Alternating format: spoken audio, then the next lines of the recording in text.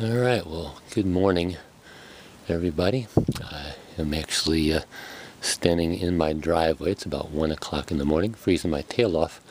And if you notice on the left side of the moon, definitely something looks like it's getting ready to take place. You can definitely see the moon has just definitely made a change. So and I had no idea how cold it was going to be out here. It is absolutely freezing. But anyways, it's pretty exciting. You know, the four blood moons. John Hagee did an amazing teaching on this. This was actually seen a couple of years ago with information on NASA that they actually recorded that these four blood moons were going to show up, and Dr. Mark Biltz did a teaching on this, and then John Hagee actually has written books on this. And, you know, a lot of people, you know, oh my God, it's the end of the world, you know, just like 2012 and even just like Y2K. And that's not what it is, but sometimes the truth is hidden by the people that, you know, make a big deal about something and they don't speak about what it really is. Well, those who were really prophetically inclined, I guess, have seen some things. The Lord has communicated some very clear truths, and one is that we're in a time period in which heaven is now invading earth, that we are literally in unprecedented time of the harvest. And Jesus talked about the harvest. He definitely talked about a person that was out in the sea, and, you know, a net was, you know, put into the sea and gathered up all the fish from all the different nations, and that's like the 153 fish from John 21:11. You know, the Bible talks about that the disciples, after Jesus Christ had risen from the dead, they didn't believe, and they went out fishing, and it says they caught nothing, and Jesus showed up and told them to go back out and, you know, cast the net. And when they pulled the net to shore, it says there was 153 fish in the net. And those 153 fish represented all the different nations that would be caught up in the gospel net in the end times. And it's just really a fascinating study. But if you study 153, you find out that the phrase sons of God, when Satan went before the Lord to tempt Job, is Ben Ha Elohim, and it is literally 153. And so the 153 number actually is like the sons of God, or the children of God.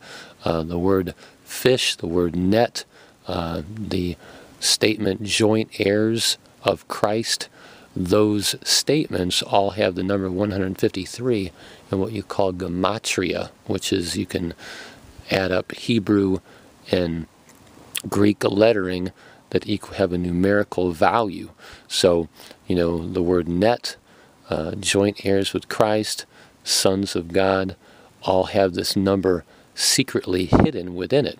Well, you have to understand, right after Christ rose from the dead, when the disciples finally got on to the business of what they were supposed to, they were gathering fish in a net. It was a picture of the end-time harvest. Jesus said that the gospel, a sign of the end of the time. If you want a sign, now a blood red moon, you know, 4 in a row in 2 years at all, you know, Jewish and Christian celebrations and feast days, that's a pretty good sign. I mean, for evolution to time out 4 blood moons exactly on Christian and Jewish celebrations is that's pretty good. Evolution did a pretty good job.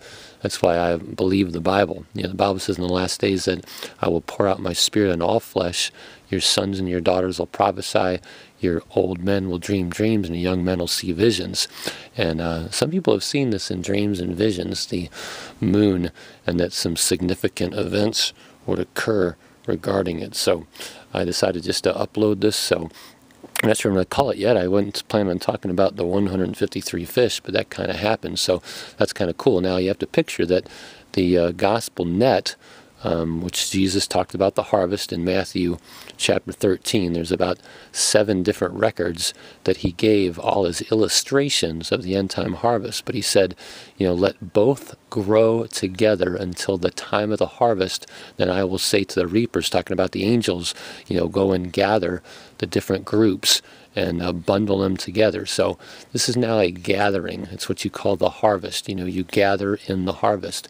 And so right now, at the end of the age, it's not a sign of the time of the end. We're not at the end of the world, but we're in an end of one age and a beginning of a new one. And this new one is heaven invading earth, the end time harvest that it has now begun. We're in the official early stages in which the gospel will go into all the world to gather all the fish of all the different nations of men.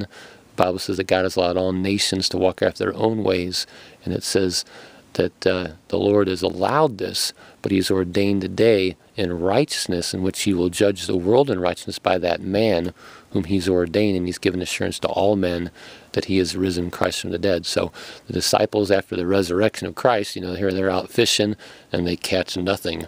But the original call of the disciples was, Jesus said, if you will follow me, I'll make you a fisher of men. So that was his fulfillment right there. So you can see on the left side of the moon, I don't know if you can see it on video, but I'm standing here looking right at it.